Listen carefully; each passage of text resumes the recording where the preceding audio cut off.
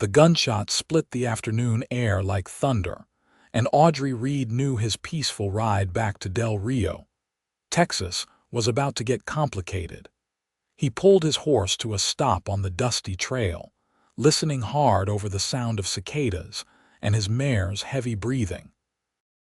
Another shot rang out, followed by a woman's scream that sent ice down his spine despite the blistering heat of the June sun in 1878.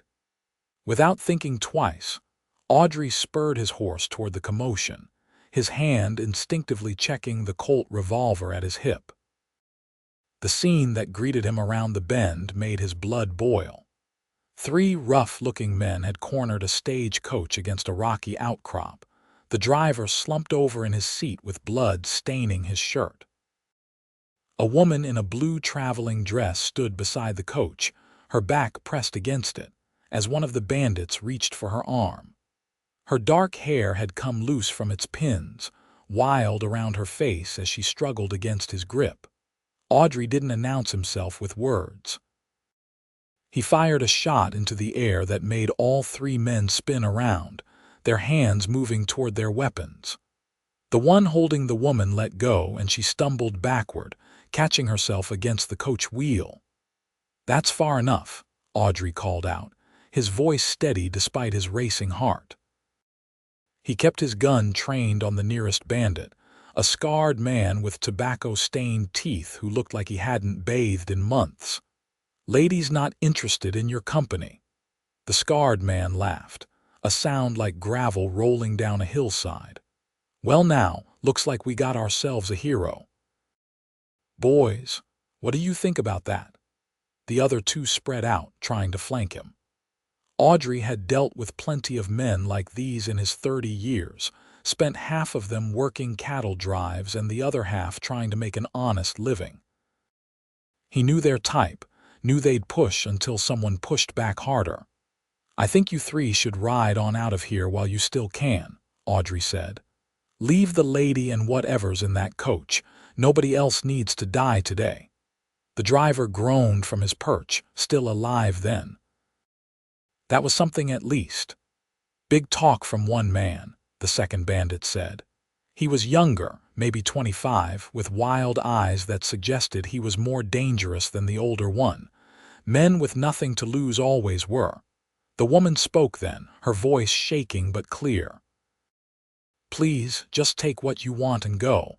There's money in my bag." "We'll take what we want, pretty lady," the scarred man said, "including you if we've a mind to." That was enough talking. Audrey knew how this would end before the bandits did.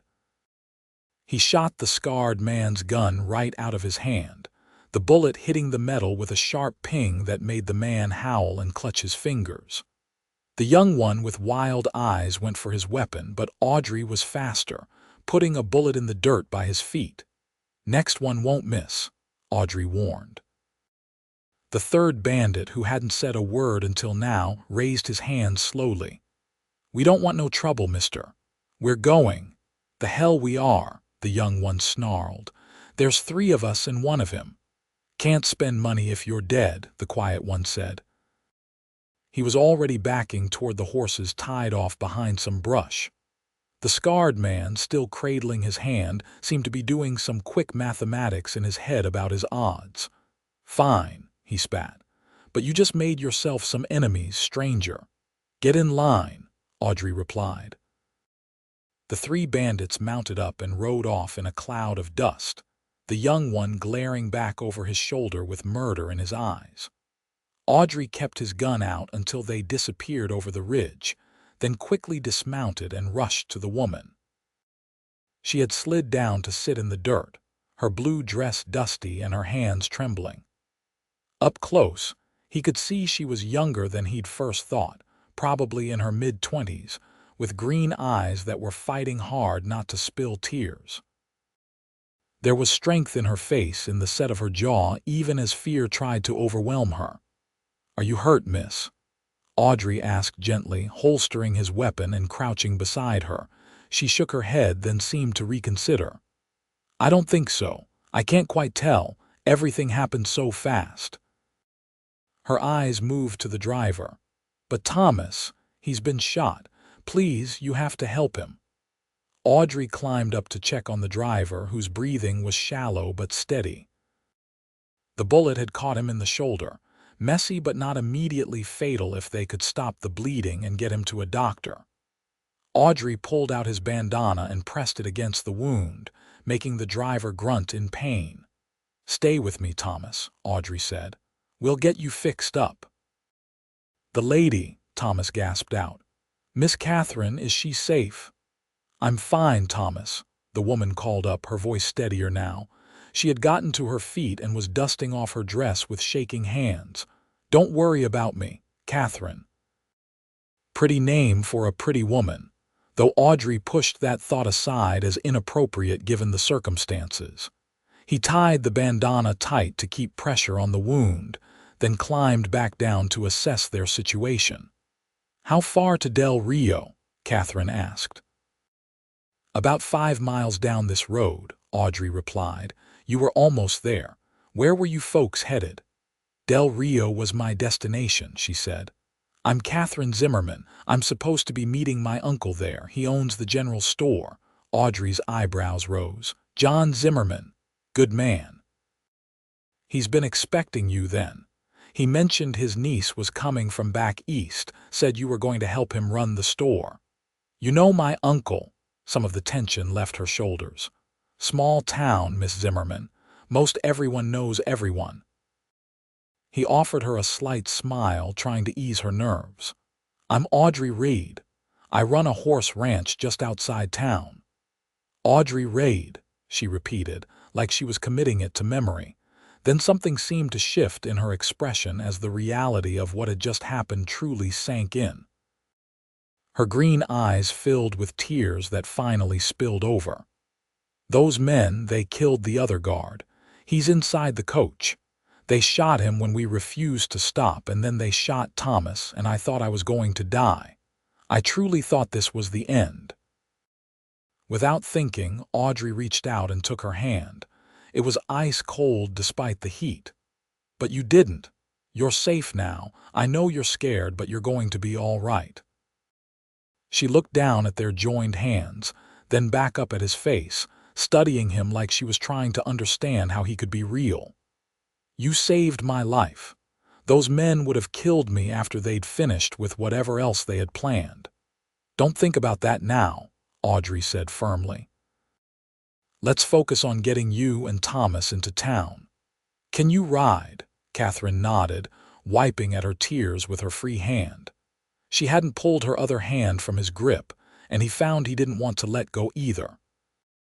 There was something in her eyes, a spark of fierce determination underlying the fear that drew him in. "I can ride," she said. "I'm not some helpless Eastern lady, Mr. Reed, despite what just happened. I grew up on a farm in Pennsylvania before my parents passed. I can handle myself on a horse." "Didn't figure you for helpless," Audrey said. "You didn't faint or fall apart, and you tried to bargain with those men. That took courage." A ghost of a smile touched her lips. "I was terrified. Courage isn't not being scared. It's being scared and doing what needs doing anyway." He finally released her hand, already missing the contact. "We'll put Thomas in the coach and tie my horse to the back. I'll drive the coach into town and you can ride Thomas's horse. That work for you?" "Whatever gets us to safety fastest," Katherine agreed. They worked together to make Thomas as comfortable as possible inside the coach, though the sight of the dead guard, a young man who couldn't have been more than 20, made Katherine turn pale. Audrey covered the body with a blanket from the coach's storage, offering what dignity he could. These roads had gotten more dangerous lately, with desperate men thinking they could make quick money robbing travelers. It made him sick. Katherine proved true to her word about handling a horse. She mounted Thomas's gelding with practiced ease, settling into the saddle like she'd been born there. Her dress wasn't made for riding, but she managed it without complaint, gathering the fabric as best she could. The ride to Del Rio was tense, both of them watching the horizon for any sign of the bandits returning with reinforcements. Audrey kept the coach horses at a steady pace, fast enough to cover ground but not so fast as to jostle Thomas too badly. Katherine rode beside the coach, her back straight and her eyes alert despite everything she'd been through. As they crested the final hill and Del Rio came into view, spread out in the valley below with its dusty main street and scattering of buildings, Audrey heard Katherine let out a shaky breath of relief. The town wasn't much to look at, maybe 300 people on a good day, but it was civilization and safety and a doctor who could tend to Thomas. People came running as soon as they rolled onto Main Street, drawn by the unusual sight of a stagecoach driven by Audrey Reed and a strange woman on horseback. John Zimmerman burst out of his general store, his weathered face lighting up with recognition and then darkening with concern as he took in the scene. "Katherine!" He rushed to help her down from the horse, pulling her into a tight embrace. "What happened? Are you hurt?" "I'm fine, Uncle John," Katherine said, her voice muffled against his shoulder. "But Thomas needs the doctor, and there's a man inside who didn't make it." The town doctor, an efficient woman named Sarah Chen who'd come west from San Francisco, was already climbing into the coach to assess Thomas. Several men helped carry him to her office while others dealt with the deceased guard. John kept his arm around Katherine, but his eyes found Audrey's over her head. "What happened out there? Audrey?" Audrey climbed down from the driver's seat, his muscles aching from the tension of the ride. "3 bandits hit the coach about 5 miles out. I came across them trying to rob Miss Zimmerman. I ran them off, but not before they'd done their damage." "You saved her life," John said simply, and it wasn't a question. Katherine pulled back from her uncle and turned to look at Audrey fully, her green eyes intense in the late afternoon sun. She walked over to him, and he saw that some color had returned to her cheeks, though her hands still trembled slightly. "How can I ever repay you?" she asked, her voice thick with emotion. "You risked your life for me, a complete stranger. You could have ridden past, could have left me to those monsters, but you didn't. How does someone repay a debt like that?" Audrey felt uncomfortable with the weight of her gratitude. He'd done what any decent man would do, hadn't he? Though he knew that wasn't true.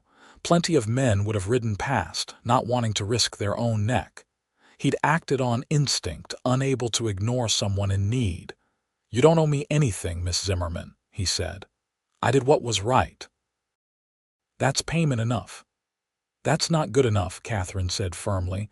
"You gave me back my life. That's not a debt that disappears with a simple thank you." John cleared his throat. "Katherine, come on inside. You need to rest, get cleaned up, have something to eat. Audrey, will you join us?" "Please, I insist. It's the least we can do." Audrey wanted to refuse, to head home to his ranch where he could be alone with his thoughts and away from the intensity of Katherine Zimmerman's grateful gaze, but he found himself nodding instead. "Just for a bit. I should check on Thomas later, make sure he's all right." The living quarters above the general store were modest but comfortable, with a woman's touch evident in the curtains and the way the furniture was arranged. John explained that his wife had passed 2 years ago, and he'd been managing alone until Katherine had agreed to come help with the business. Katherine disappeared into a back room to change out of her ruined traveling dress, while John poured Audrey a generous whiskey. The older man's hands shook slightly as he handed over the glass. "I almost lost her before I even got to know her properly," John said quietly. "Her mother was my sister. She passed 5 years back and her father went last winter." Katherine wrote saying she needed a fresh start, and I was happy to offer her one. "If you hadn't been there today, Audrey, I would have lost the last of my family." "But I was there," Audrey said. "She's safe, John, that's what matters." Katherine returned wearing a simple green dress that matched her eyes, her dark hair now properly pinned up. She'd washed her face and composed herself, but Audrey could see the lingering trauma in the tight set of her shoulders. These things took time to process, he knew. She'd probably have nightmares for weeks. They sat around the table while John heated up stew and Katherine asked Audrey about himself. Where was he from? How long had he been in Del Rio? What was it like running a horse ranch? Audrey found himself talking more than he usually did, drawn out by her genuine interest. He told her about growing up in Missouri, losing his parents to influenza when he was 20, drifting west working cattle drives until he'd saved enough to buy land. The ranch was small but growing, a dozen good horses that he bred and trained, selling them to ranchers and the army. It was honest work, solitary work, which suited him fine. He'd never been much for crowds or socializing. It sounds peaceful, Katherine said wistfully. After Philadelphia, after the noise and the crowds and the soot, the idea of peace sounds like paradise. It can get lonely, Audrey admitted. Nothing but horses and the occasional coyote for company. Most folks wouldn't care for it. I think I would, Katherine said. She smiled at him, a real smile that transformed her face from merely pretty to genuinely beautiful. I've always preferred animals to most people anyway. They're more honest. Something passed between them in that moment, a recognition of kindred spirits. Audrey felt it like a physical thing, a warmth in his chest that had nothing to do with the whiskey.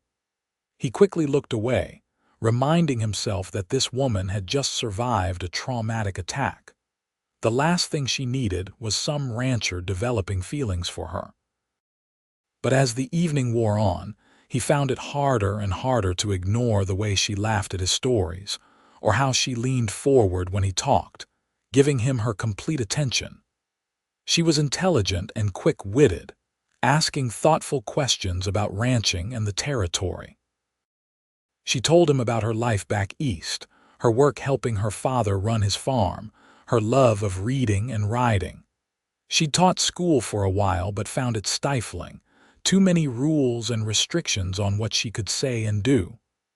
I wanted adventure, she said with a self-deprecating laugh. Though perhaps not quite as much adventure as I got today. Give Del Rio time, John said with a chuckle. It's not Philadelphia, but it has its moments. Saturday night dances at the town hall, church socials, the occasional traveling show. You won't be bored. And I'll be working in the store, Katherine added. Meeting people, learning the town. I'm looking forward to it, truly. A fresh start is exactly what I need. Audrey stayed longer than he'd intended, the sun setting and the lamps being lit before he finally forced himself to stand and make his excuses. He needed to get back to his ranch, check on his horses, and feed his dog. But more than that, he needed distance from Katherine Zimmerman before he did something foolish like admit he couldn't stop thinking about her. Katherine walked him to the door, and in the dim light of the landing, she took his hand again. Her grip was firmer now, steadier, though he could feel the rapid beat of her pulse against his palm. I meant what I said earlier, she told him. I owe you a debt I can never fully repay, but I want you to know that I'll be forever grateful. You're a good man, Audrey Reed. Just a man who happened to be in the right place, Audrey said. He knew he should let go of her hand, should step back, but he couldn't quite make himself do it. No, Katherine said firmly. A good man. There's a difference, and I know it when I see it. She hesitated, then added, Will you come visit again? I'd like to get to know you better if that's all right. As friends, I mean. Friends. That was safe, reasonable, exactly what they should be. So why did the word feel like a disappointment? I'd like that, Audrey said. Welcome to Del Rio, Miss Zimmerman. Katherine, she corrected. Please, I think after today we can dispense with formalities. Katherine, he repeated, liking the way her name felt on his tongue. Good night, then. He rode home through the darkness, his mare knowing the way even without much guidance. The stars were brilliant overhead, the desert night cool after the blazing heat of the day. Audrey's mind churned with images of green eyes and dark hair, of a woman who hadn't fallen apart when she had every right to, who'd instead stood strong and faced her fear.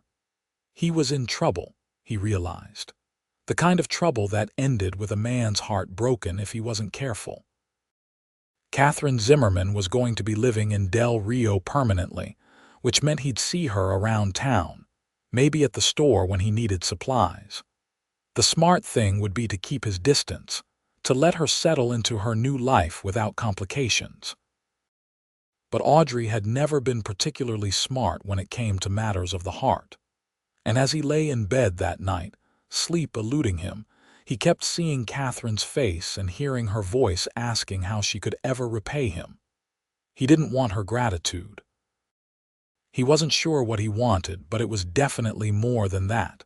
The next morning, Audrey forced himself to focus on work.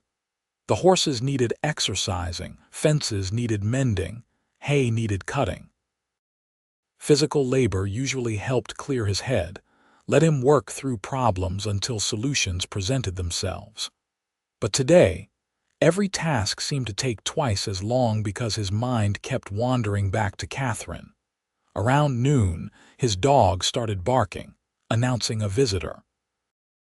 Audrey looked up from the fence he was repairing to see a horse and rider approaching down the long drive. His heart did an embarrassing little jump when he recognized Katherine, now wearing a practical riding skirt and a white blouse, her hair in a long braid down her back. She dismounted with easy grace, and his dog, a mutt named Sam with more enthusiasm than sense, immediately rushed over to greet her. Katherine laughed and crouched down to pet him, not minding when Sam licked her face enthusiastically. "Hello there, beautiful boy," she cooed. "Aren't you friendly?"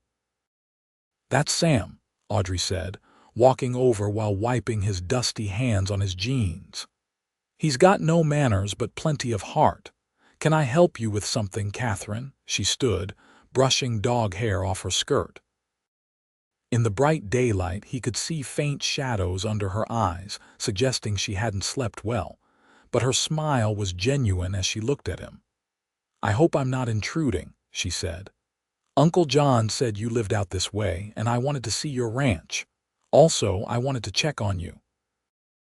I realized last night that we spent all evening talking about what happened to me, but no one asked if you were all right. You were in danger, too." The concern in her voice touched something deep in Audrey's chest. He couldn't remember the last time anyone had checked on his well-being. "I'm fine. It wasn't my first run-in with trouble, won't be my last. Part of living out here." "Still," Katherine insisted.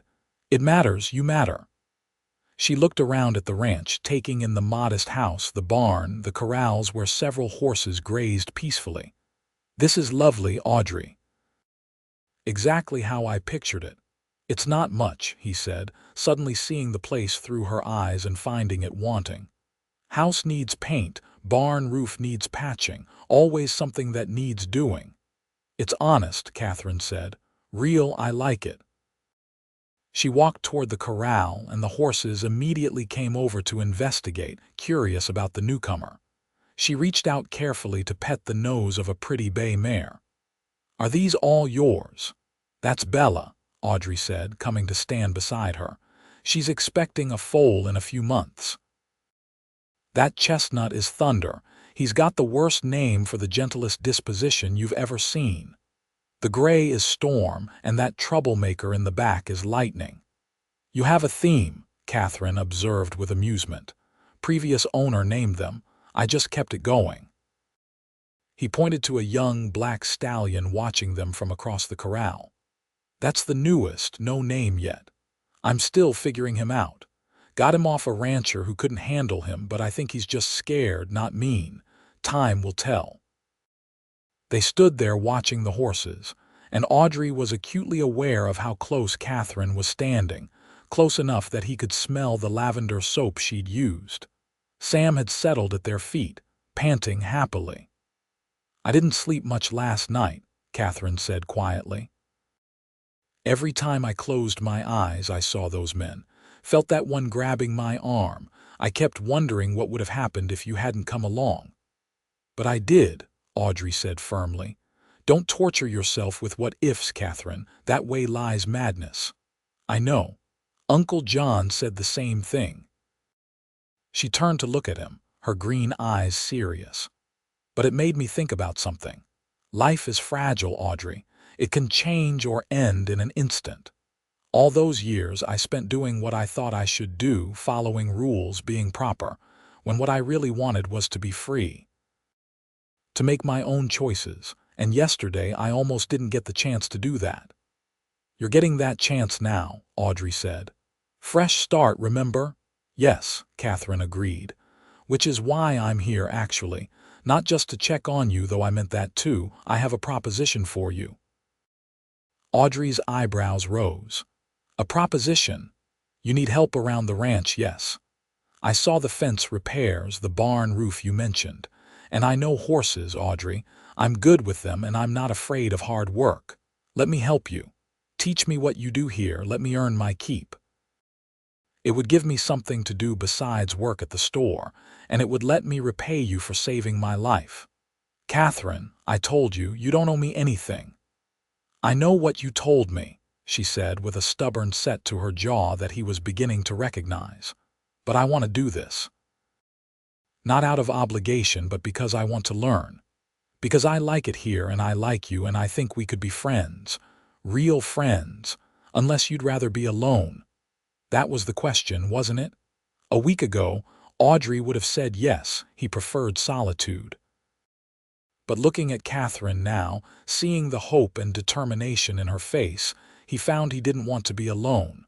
Not if it meant spending time with her. "I could use the help," he admitted. "But your uncle might not like you working out here. Might not look proper, you being unmarried and spending time at a bachelor's ranch." Katherine's laugh was sharp. "I left Philadelphia specifically to get away from worrying about what looks proper, Audrey. Uncle John knows I can take care of myself, and this is Texas, not Pennsylvania. People are more practical out here. Besides, it's not like we'd be alone in the house. We'd be working outside with the horses. Nothing improper about that." She had a point, though Audrey suspected John Zimmerman might see things differently. Still, it was Katherine's choice to make, and he found he wanted to say yes more than he wanted to be cautious. "All right," he said. "But I pay you for your work. I won't have you thinking of it as repaying a debt. You work, you get paid, just like any ranch hand." Katherine's smile was brilliant. "Deal. When do I start?" "How about now?" Audrey suggested. "I could use help exercising these horses. Think you can handle that?" "Try me," Katherine challenged.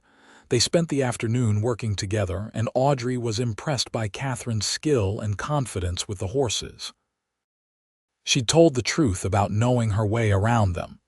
She had good instincts, a gentle but firm hand, and she wasn't afraid to get dirty or sweaty.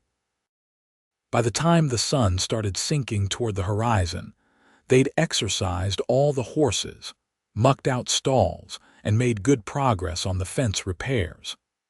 They sat on the porch of Audrey's house, drinking cool water from the well and watching the sunset paint the sky in shades of orange and pink. Sam lay between them, exhausted from a day of following them around. "This was exactly what I needed," Katherine said, stretching out her legs. She'd rolled up her sleeves and her braid had come partially undone, with strands of dark hair curling around her face. She looked happy and relaxed, so different from the terrified woman Audrey had rescued yesterday. "Thank you for letting me help." "You did good work," Audrey said honestly. "You weren't lying about knowing horses. Where'd you learn?" "My father," Katherine said, a note of sadness entering her voice. "He loved horses more than just about anything. He taught me to ride before I could properly walk, or so my mother said." Some of my best memories are of working alongside him in the barn, him teaching me how to read a horse's mood, how to gain their trust. When he died, I thought about selling the farm, but I couldn't bring myself to do it right away. I kept working it for almost a year before I finally admitted I couldn't manage alone. "I'm sorry," Audrey said. "Losing parents is hard, no matter how old you are." "You lost yours young," Katherine remembered. "That must have been terrible." "It was," Audrey admitted. "But it also made me who I am, I suppose. Taught me to be independent, to rely on myself. Not sure if that's a good thing or not, but it's how things turned out." They sat in comfortable silence for a while, and Audrey marveled at how easy it was to be with Katherine. Usually he found conversation exhausting, something to be endured rather than enjoyed. But with her, words came easily, and silence didn't feel awkward. It felt natural, like they'd known each other for years instead of just a day. "I should probably head back," Katherine finally said, though she didn't sound enthusiastic about it. "Uncle John will worry if I'm gone too long." "I'll ride with you," Audrey offered. "Getting dark soon." Katherine opened her mouth like she might protest, then seemed to think better of it. "I'd appreciate that.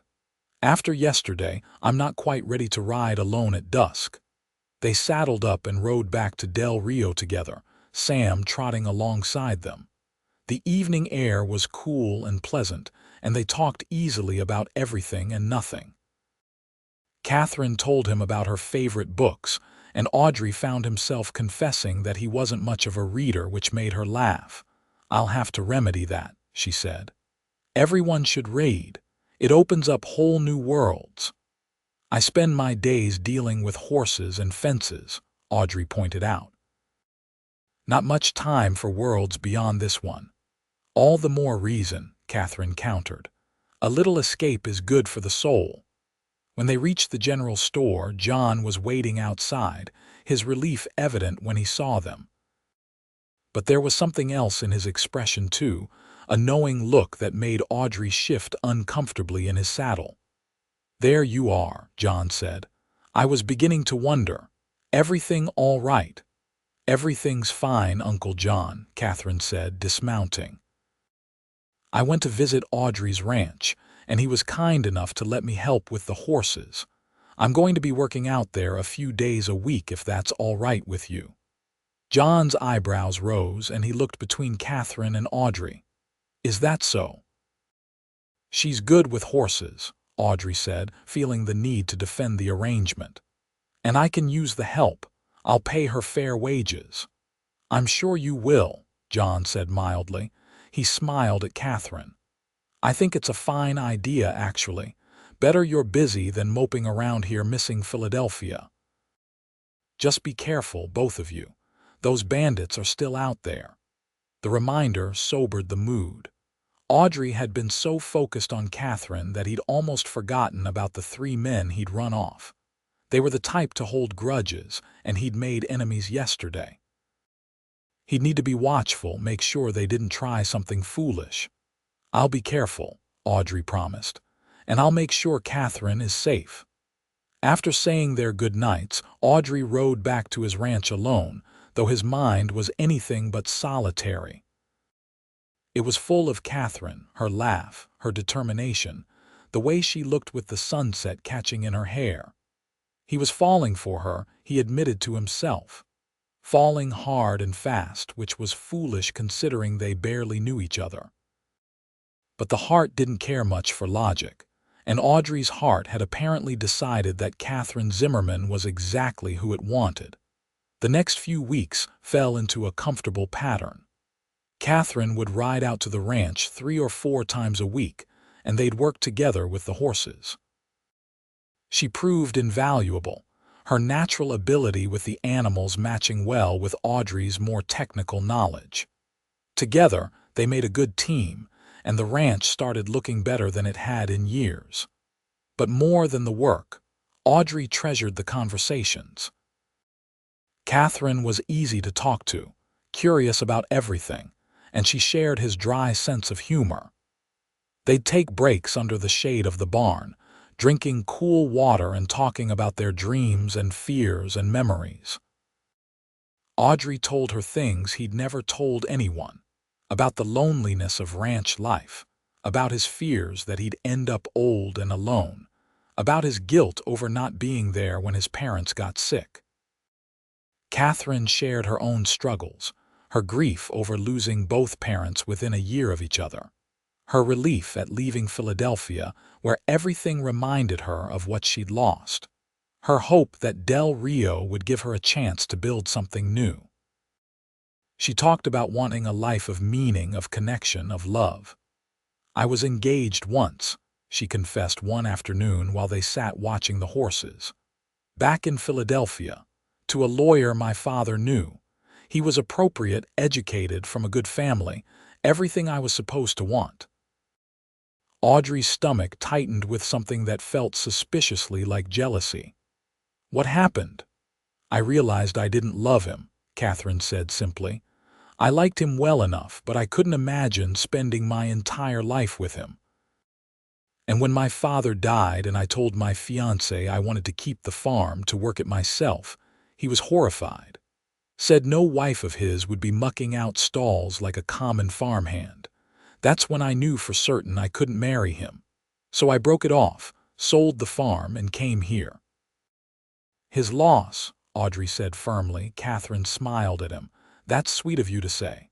"Not sweet, just true. Any man who can't appreciate your strength and capability is a fool." "What about you?" Katherine asked. "Was there ever anyone special?" Audrey shrugged. "Nothing worth mentioning. Women I met on cattle drives or in various towns, but nothing that stuck. I was always moving on to the next job, the next place. And once I got the ranch, I was too busy building it up to think much about romance. Seemed like something other people did." "And now?" Katherine asked quietly. Now he thought about it all the time, specifically with her. But Audrey wasn't quite brave enough to say that out loud. Instead, he deflected. "Now I've got a ranch hand who won't stop pestering me about reading books." Katherine laughed and swatted his arm. "I'm serious, Audrey.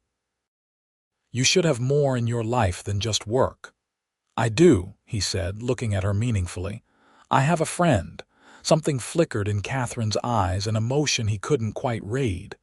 "Yes," she said softly, "you do."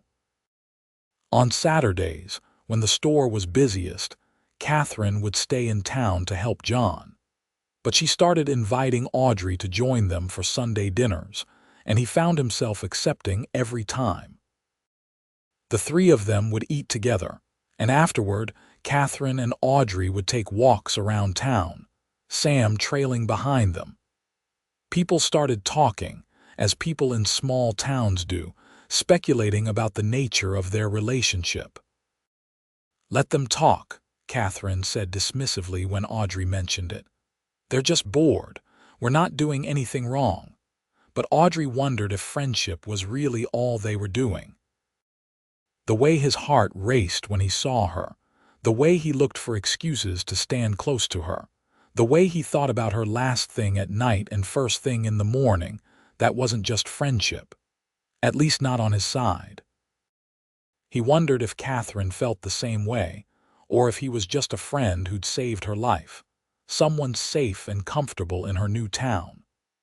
The uncertainty was maddening, but he couldn't bring himself to risk their friendship by confessing feelings she might not return. Then came the night of the town dance, held at the community hall on the first Saturday of August. Audrey normally avoided these events, not much for dancing or crowds, but Katherine had asked him to go with her, her eyes bright with excitement. "Please, Audrey. Uncle John says he's too old for dancing, and I don't want to go alone.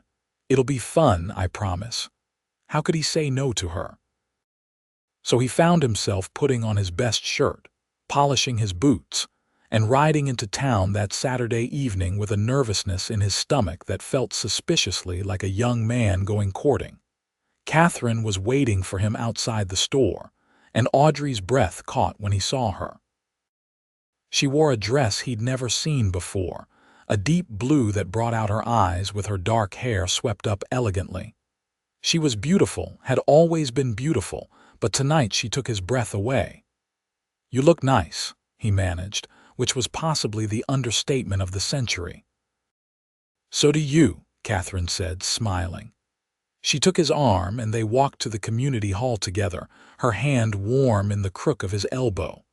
The hall was crowded with townspeople, a small band playing fiddle music in the corner. Lanterns hung from the rafters, casting warm light over everything. People called out greetings to Katherine, who'd become popular in town over the past weeks. She had a way of making everyone feel important, of really listening when they talked, and the townsfolk had taken to her quickly. Several men immediately approached asking for dances, but Katherine politely declined them all, turning instead to Audrey. "Will you dance with me?" "I should warn you, I'm not very good," Audrey said. "Then we'll learn together," Katherine replied. She led him to the dance floor, and he took her in his arms, feeling like every eye in the room was on them. Maybe they were. But then the music started, and Katherine's hand was in his, and her waist was beneath his other hand, and suddenly nothing else mattered. They moved together awkwardly at first, Audrey trying not to step on her feet, but Katherine was patient and laughing, and eventually he started to get the rhythm of it. They spun around the floor with everyone else, and Audrey felt something shift between them, some invisible barrier falling away. "This is nice," Katherine said, looking up at him with soft eyes. "I'm glad you came." "Me too," Audrey admitted. Holding her like this, even in the acceptable confines of a dance, felt both wonderful and torturous. He wanted to pull her closer, to tell her everything he felt, but fear kept him silent. They danced several more songs until they were both flushed and laughing, then stepped outside for some air. The night was clear, stars brilliant overhead, and Katherine leaned against the side of the building, fanning herself. "It's hot in there," she said. "I'd forgotten how warm these things get with so many people." "Want me to get you some water?" Audrey offered. "In a minute," Katherine said. She looked at him in the starlight, her expression turning serious. "Audrey, can I ask you something?" "Anything," he said, though his heart was suddenly racing. "You enjoy spending time with me?" "I mean, really enjoy it, not just tolerating it because I helped with the horses or because you feel obligated after what happened." "Of course I enjoy it," Audrey said, confused by the question. "Why would you think otherwise?" "Because you never say it," Katherine said softly.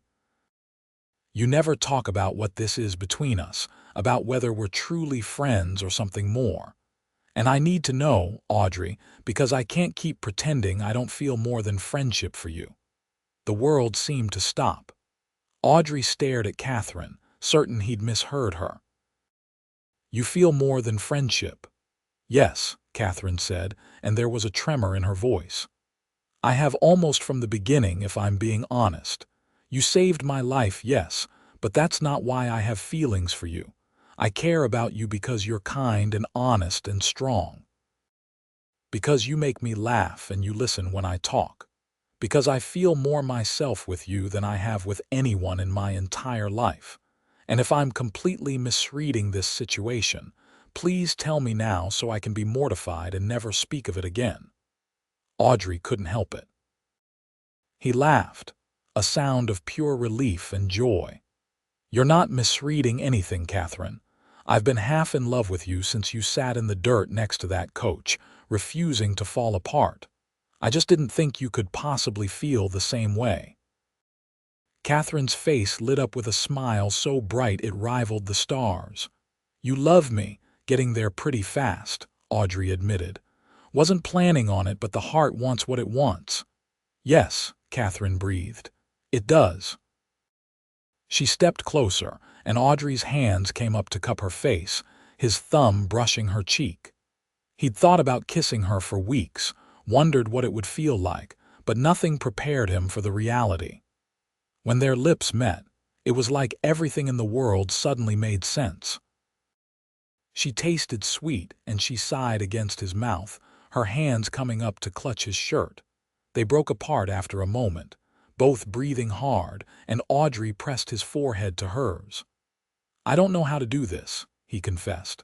"I'm not good at relationships or romance or any of it." "Neither am I," Katherine said. "We'll figure it out together. That's what love is, isn't it? Learning each other, being patient, choosing each other every day." "When did you get so wise?" Audrey asked with a smile. "I had a good teacher," Katherine replied. "Someone who showed me what it means to be brave and true." They kissed again, longer this time, and Audrey felt like he was flying and drowning all at once, overwhelmed by the intensity of his feelings. When they finally pulled apart, Katherine was grinning like she'd won a prize. "We should probably go back inside," she said. "People will talk." "Let them," Audrey said, borrowing her words from before. "I don't care who knows how I feel about you." They returned to the dance hand in hand, and if anyone was surprised to see them together in such an obvious way, they were too polite to say anything. John caught Audrey's eye from across the room and gave him a subtle nod of approval, which eased some tension Audrey hadn't realized he was carrying. They danced until late, and when Audrey finally walked Katherine back to the store, he kissed her goodnight on the landing, not caring if anyone saw. She sighed happily against his lips, her arms around his neck. "Come for dinner tomorrow?" she asked. "Not just as a friend this time, as the man I'm courting." "I'll be here," Audrey promised. He rode home feeling like the luckiest man in Texas, maybe in the whole world. The next months were going to be complicated, he knew. They'd have to navigate the expectations of the town, deal with the practical realities of building a relationship, figure out if what they felt was lasting or just the intensity of trauma and rescue.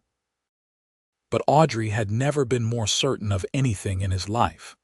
Katherine Zimmerman was special, and he wasn't going to let her go without a fight. The Sunday dinner was different from all the ones before it. There was a new awareness between Audrey and Katherine, a sense of possibility that hung in the air like perfume. John seemed amused by the whole thing, clearly having seen this coming long before they had.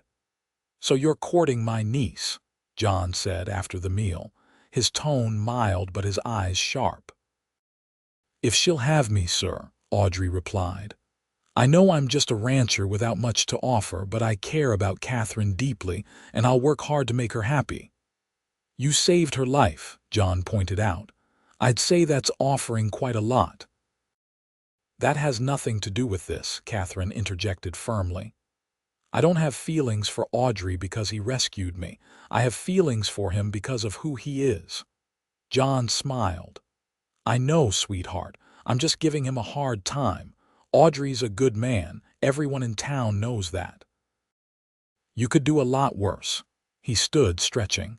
"I'll leave you two alone for a bit. I need to check on some stock in the store anyway." After John left, Katherine moved closer to Audrey on the sofa, taking his hand. "He likes you," she said. "Always has." "I like him too," Audrey replied. "He's been good to me since I came to Del Rio. Gave me credit when I needed supplies, never judged me for being a drifter." "You're not a drifter anymore," Katherine said. "You have a home, a business, a life here. And now, if you want, you have me." "I want," Audrey said firmly. He pulled her closer, and she came willingly, tucking herself against his side like she belonged there. And maybe she did. Maybe this was what he'd been working toward all these years without knowing it, building a life that was ready for her to step into. They talked about the future that afternoon, careful and tentative, not wanting to rush but unable to help themselves. Katherine wanted to keep working at the ranch, said it made her happy in ways she couldn't quite explain. Audrey admitted he'd been thinking about expanding, maybe breeding cattle along with horses. Together, they started dreaming bigger than either had dared alone. The courtship that followed was unlike anything Del Rio had seen in a while. Audrey and Katherine made no secret of their feelings, walking together through town, attending church side by side, spending every possible moment in each other's company. The townspeople watched with interest and approval, happy to see two people they liked finding happiness together. But not everyone was pleased. About 3 weeks into their courtship, the three bandits from that first day made their reappearance. Audrey was in town buying supplies when he saw them riding down Main Street, bold as brass. His hand went instinctively to his gun, but he forced himself to stay calm. The scarred leader spotted him and rode over, his two companions flanking him. Up close, Audrey could see the man's hand was bandaged, still healing from where the gun had been shot out of it. "Well, well," the bandit said, "if it ain't the hero himself. You cost me 3 fingers, mister.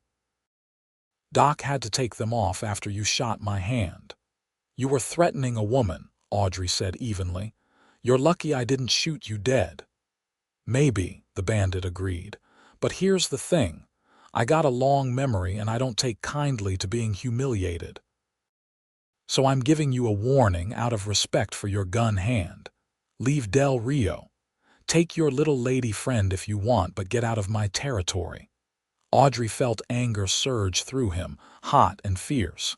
"This isn't your territory. It's a law-abiding town, and you three need to ride on before the sheriff hears you're here making threats." "Sheriff's an old man," the young bandit sneered. "Couldn't catch us if he tried." "Maybe," Audrey allowed, "but I could. And if you threaten me or Katherine or anyone else in this town, you'll find out just how good a shot I am when I'm not trying to spare your miserable lives." The standoff might have turned violent right there, but the sheriff himself appeared, his hand on his gun. He was indeed old, probably 70, but his eyes were sharp and his stance steady. "You boys need to move along," the sheriff said calmly. "We don't want your kind here." The bandits looked between Audrey and the sheriff, calculating their odds. Finally, the scarred leader spat in the dirt and wheeled his horse around. "This ain't over, Reed. Watch your back." They rode off, and Audrey let out a breath he hadn't realized he was holding. The sheriff clapped him on the shoulder. "Might want to be extra careful for a while," the old man advised. "Men like that don't make idle threats." "I know," Audrey said. "I'll be ready." He found Katherine at the store and told her what had happened, watching her face go pale. But she didn't fall apart, didn't panic. Instead, her jaw set with determination. "They're not going to ruin this," she said firmly. "They're not going to take away what we've built. We'll be careful, we'll be smart, but we're not running." "No," Audrey agreed. "We're not running. They did take precautions, though." Audrey made sure Katherine was never alone when traveling to and from the ranch. He taught her to shoot, and she proved a natural, her hand steady and her eye true. They kept watch, varied their routines, let people in town know to be alert. The community rallied around them, protective of their own, and for weeks, nothing happened. Audrey started to think maybe the bandits had moved on, found easier targets elsewhere. He let his guard down just a little, focused more on his growing relationship with Katherine and less on potential threats. That was his mistake. It happened on a Tuesday evening in late September. Katherine had stayed late at the ranch helping with a difficult mare who was having trouble with her pregnancy. By the time they got the horse settled, it was full dark, too dangerous for Katherine to ride back alone. "Stay here tonight," Audrey suggested.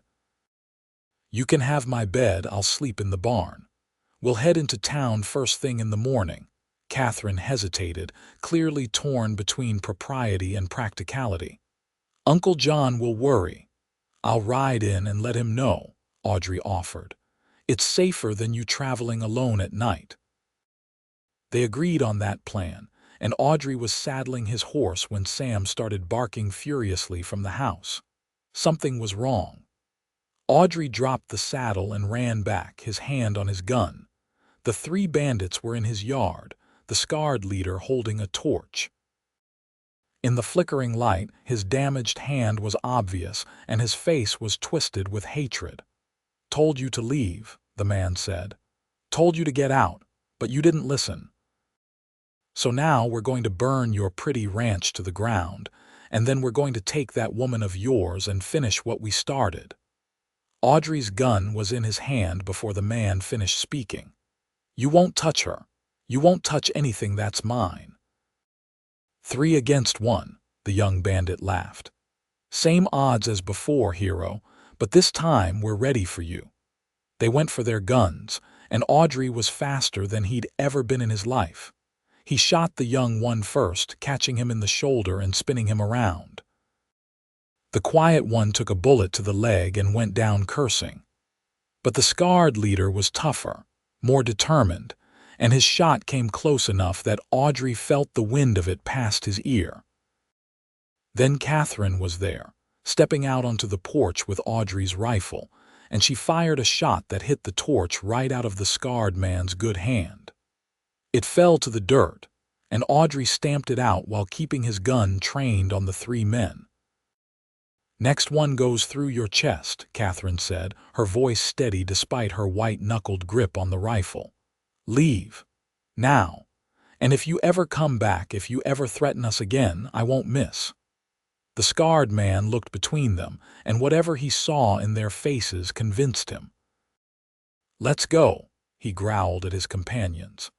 They limped to their horses and rode off into the darkness, and this time, Audrey knew they wouldn't be back. He turned to Katherine, who was shaking now that the danger had passed.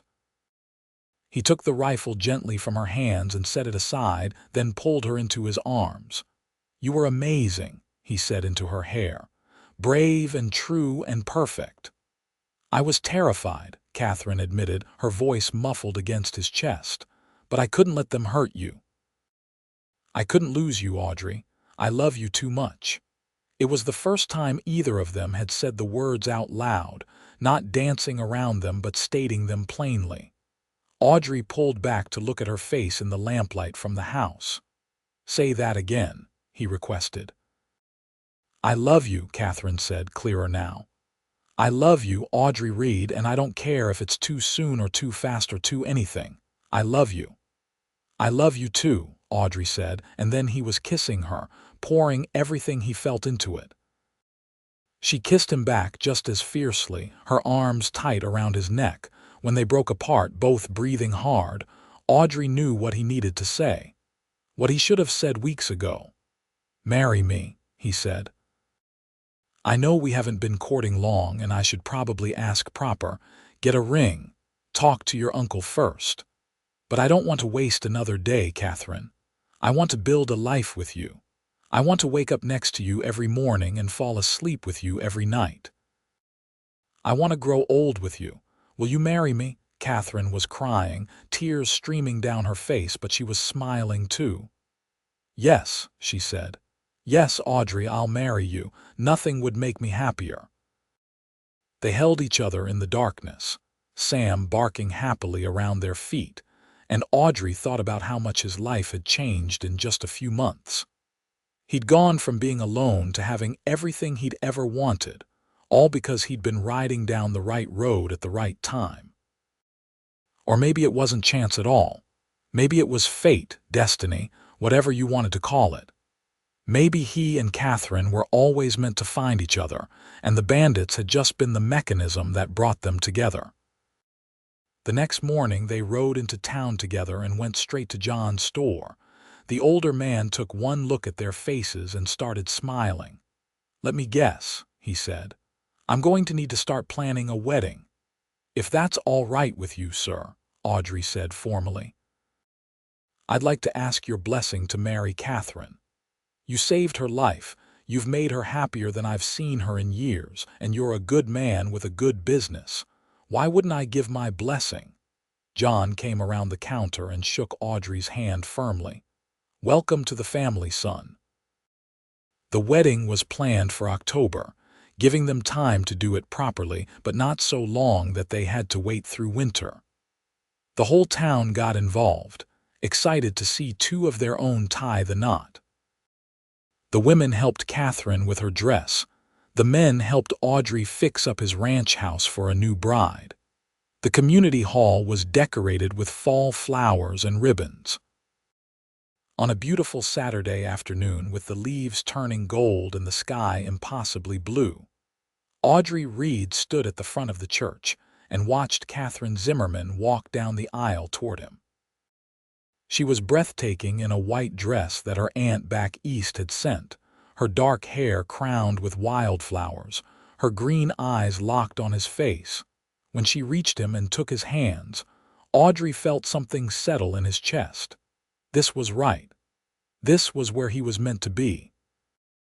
The preacher said words about love and commitment, about honoring each other through good times and bad. Audrey barely heard them, too focused on Katherine's face, on the joy and love he saw there. When it came time for the vows, his voice was steady and sure. "I promise to love you, protect you, and stand by your side for all my days," he said. "You saved me just as much as I saved you, Katherine. You showed me what it means to truly live." Katherine's vows were similar, about partnership and love and building a life together. When the preacher finally said they could kiss, Audrey pulled her close and kissed her like they were the only two people in the world. The congregation cheered and clapped, and Sam, who'd been sitting at the front, barked his approval. The reception was a joyous affair, with food and dancing and toasts to the happy couple. John gave a speech that made everyone laugh and cry, talking about how he'd prayed for someone worthy of his niece and how grateful he was that Audrey had appeared. Audrey's friends from neighboring ranches congratulated him with slaps on the back and knowing grins. As the evening wore on and the stars came out, Audrey and Katherine slipped away from the party. They rode back to the ranch together, their ranch now, and stood in the yard looking at the house that would be their home. "Are you happy?" Audrey asked, pulling her close. "Happier than I ever imagined possible," Katherine replied. She turned in his arms to face him. "Do you remember when I asked how I could ever repay you?" "I remember," Audrey said. "I told you that you didn't owe me anything. But I found a way to repay you anyway," Katherine said with a smile. "I gave you my heart, my future, my life. And in return, you gave me yours. I'd say that makes us even." "More than even," Audrey said. "I got the better end of this deal by far." "We both won," Katherine said. She kissed him softly, then took his hand. "Come on, husband, let's start our life together." They went inside their home, and Audrey closed the door on the outside world.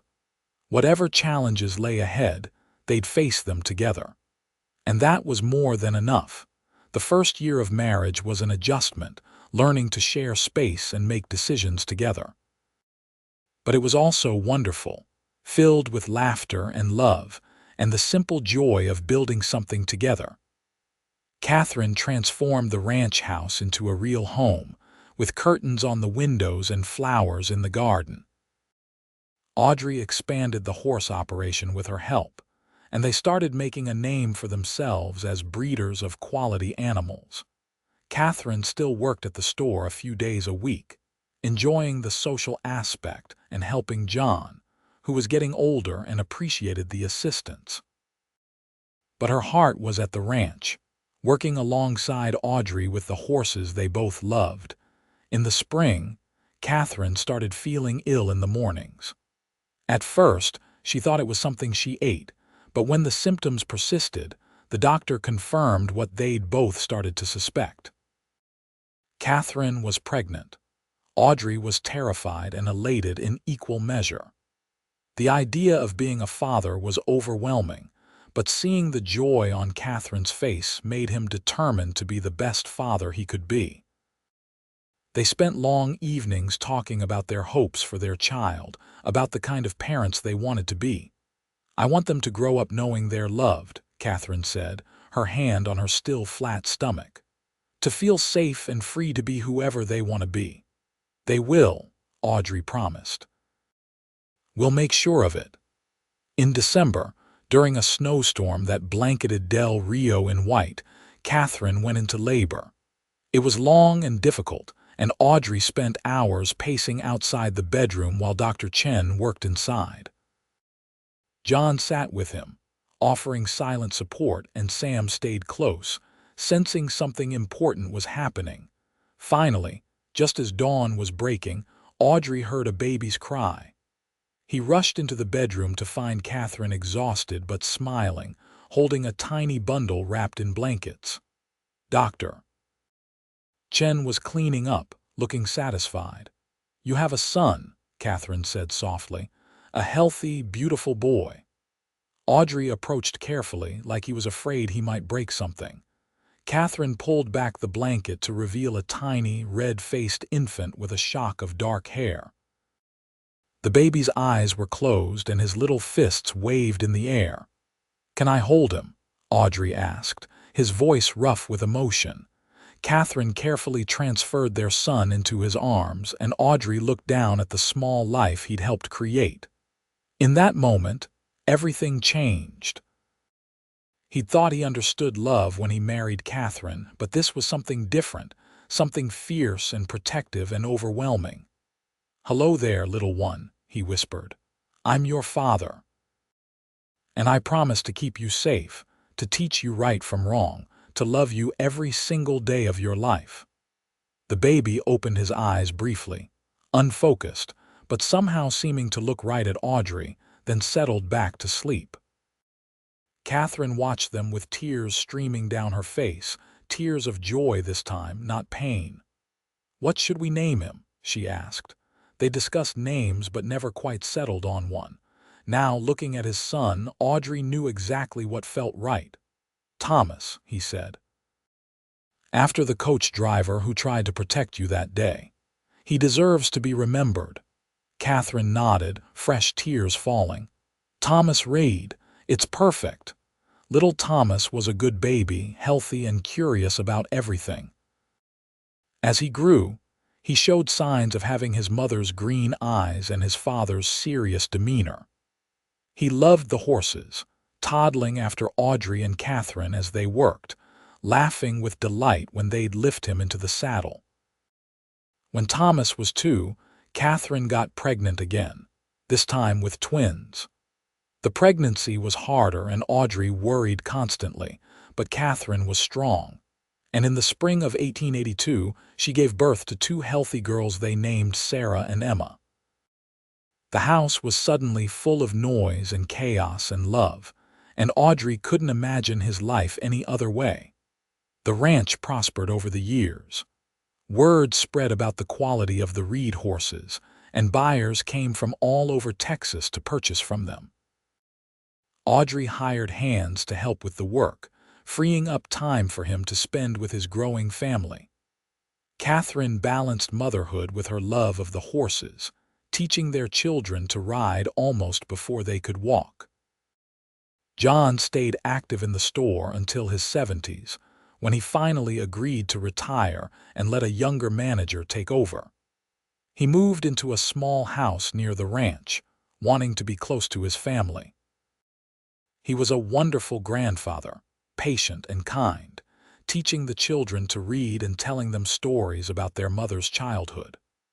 On a warm evening in June 1885, 7 years after that fateful day on the trail, Audrey and Katherine sat on their porch watching their children play in the yard.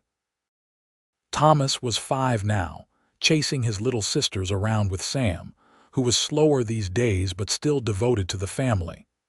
The sun was setting, painting the sky in shades of orange and pink, and the air smelled of honeysuckle and horses.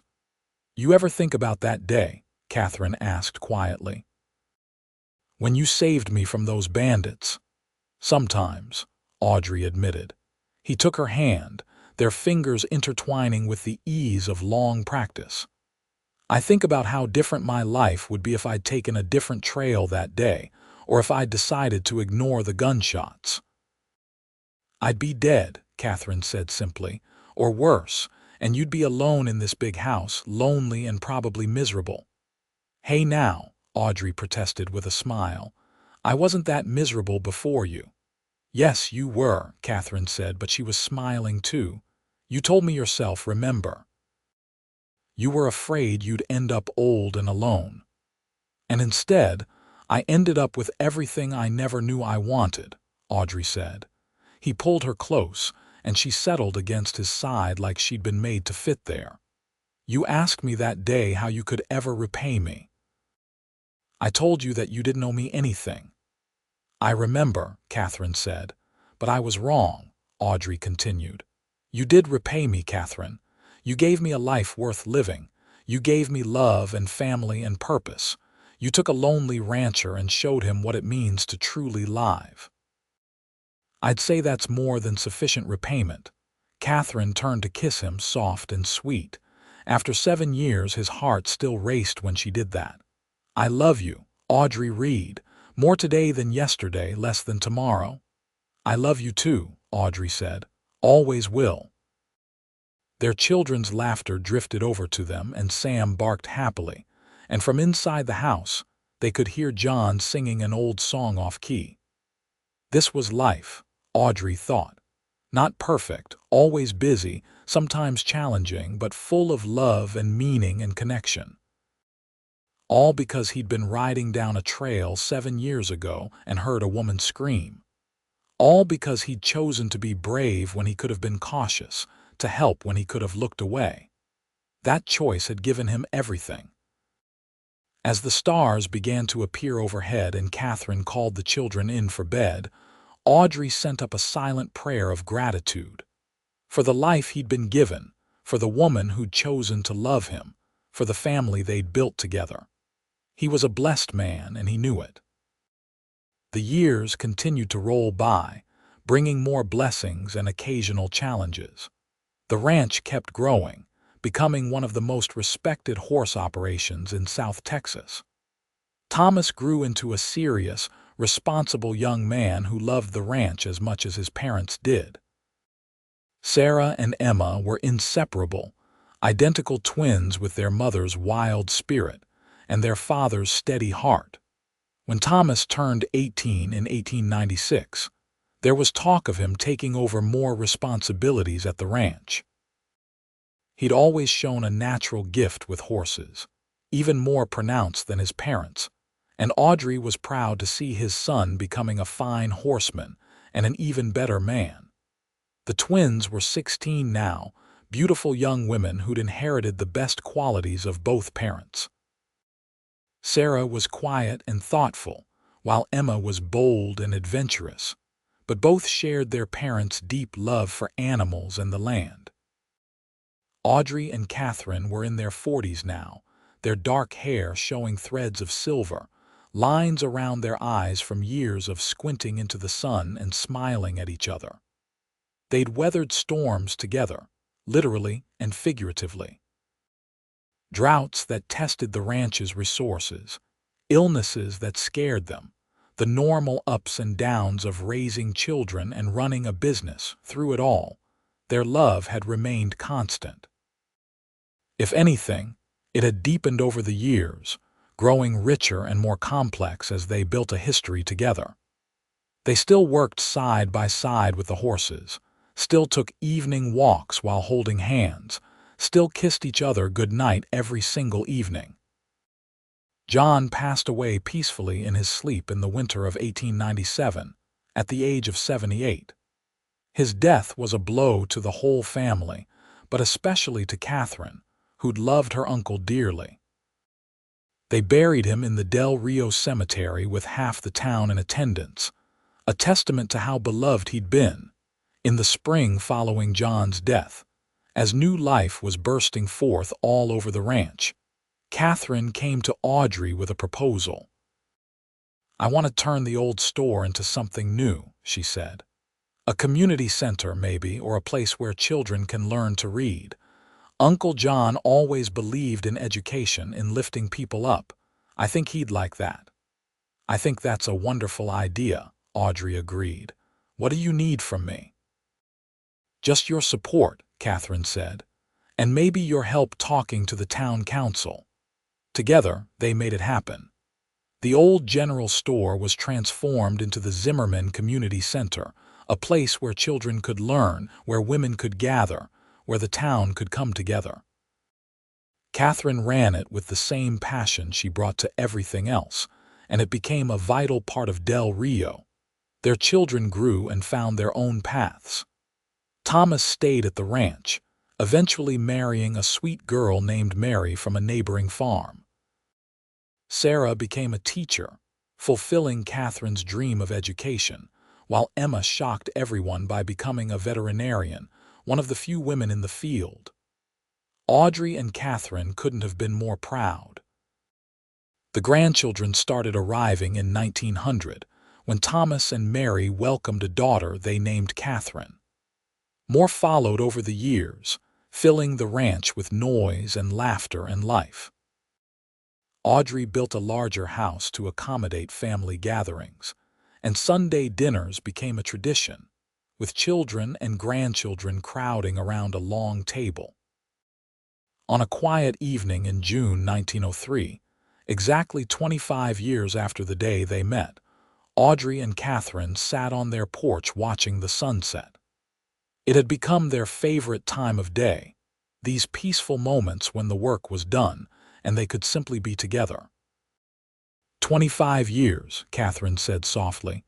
"Can you believe it's been that long? Feels like yesterday," Audrey replied, "and also like forever." "Does that make sense?" "Perfect sense," Katherine said. She leaned her head on his shoulder and he wrapped his arm around her.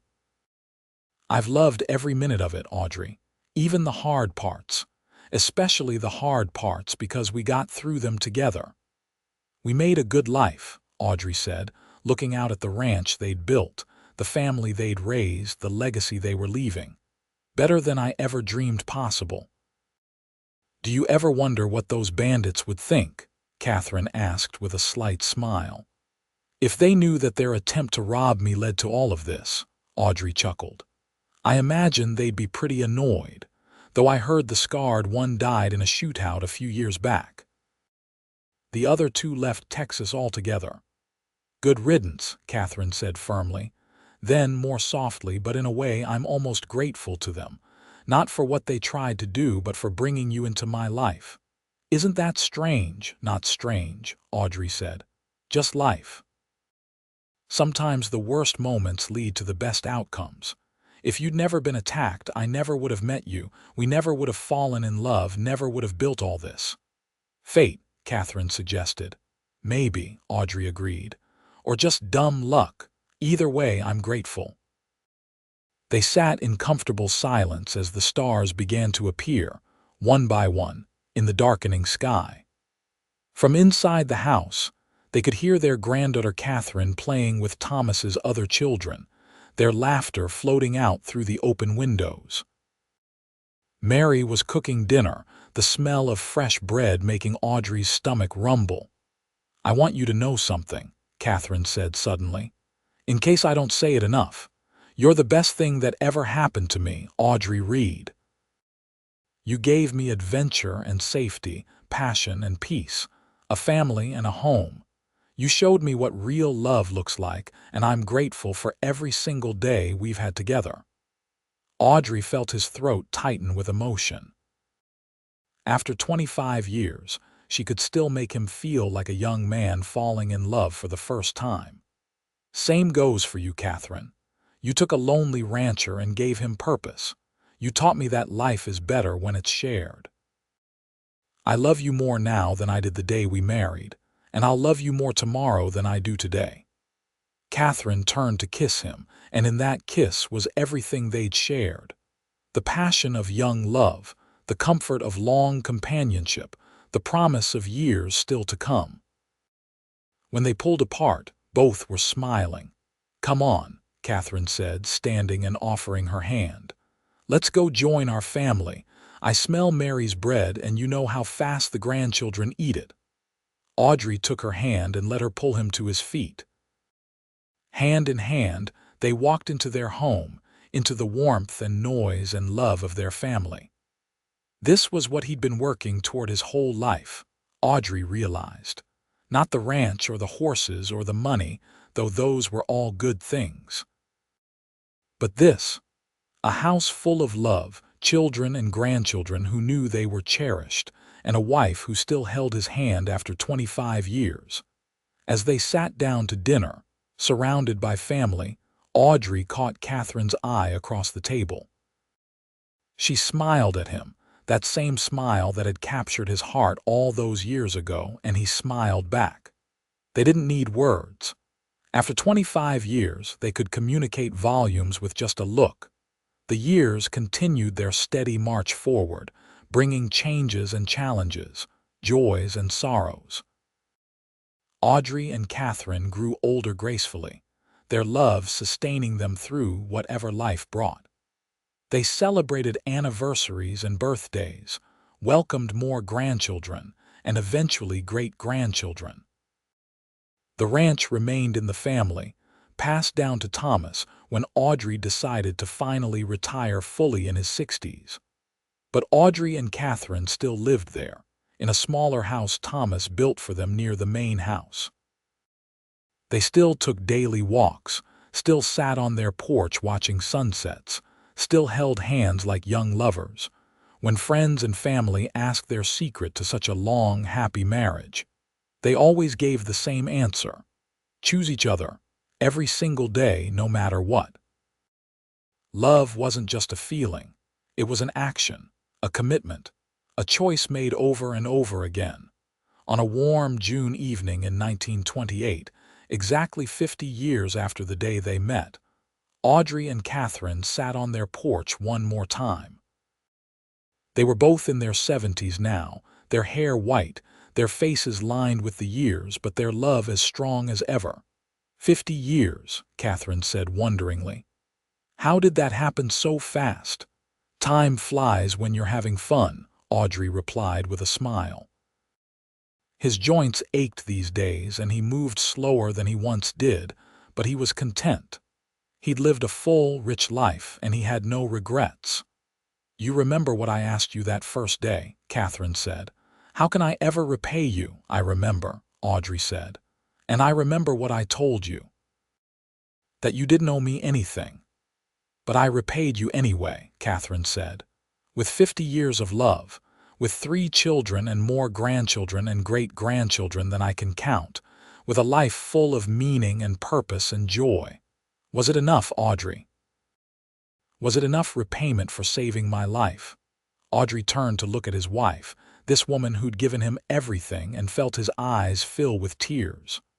More than enough, he said hoarsely. So much more than enough. You gave me the world, Katherine. You gave me a reason to wake up every morning and a reason to be grateful every night. You gave me love in its purest, truest form. If anything, I'm the one in debt. Katherine was crying too, happy tears that traced paths down her weathered cheeks. Then we're even, she said. We saved each other and we loved each other and we built something beautiful together. I'd say that makes us even. More than even, Audrey agreed.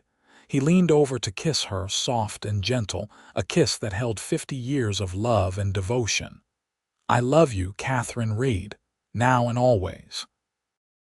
And I love you, Audrey Reed, Katherine replied. For all eternity. They sat together as the sun set on their 50th anniversary, holding hands and watching the sky turn brilliant colors. Around them, their family was gathering for a party, children and grandchildren and great-grandchildren coming to celebrate the love that had started it all. But for this moment, it was just the two of them, just like it had been 50 years ago on a dusty trail when a cowboy heard a woman scream and chose to help. That choice had led to everything: a lifetime of love, a family spanning generations, a legacy that would endure long after they were gone. As the first stars appeared overhead and their family called them in to celebrate, Audrey and Katherine rose together, supporting each other the way they'd always done. They walked into the party hand in hand, surrounded by the evidence of their love, and both knew with absolute certainty that they'd lived well. This was their happily ever after, not perfect but real, not easy but worth it, not simple but beautiful. And as they celebrated surrounded by love, they knew that the best repayment for a saved life was a life well lived together.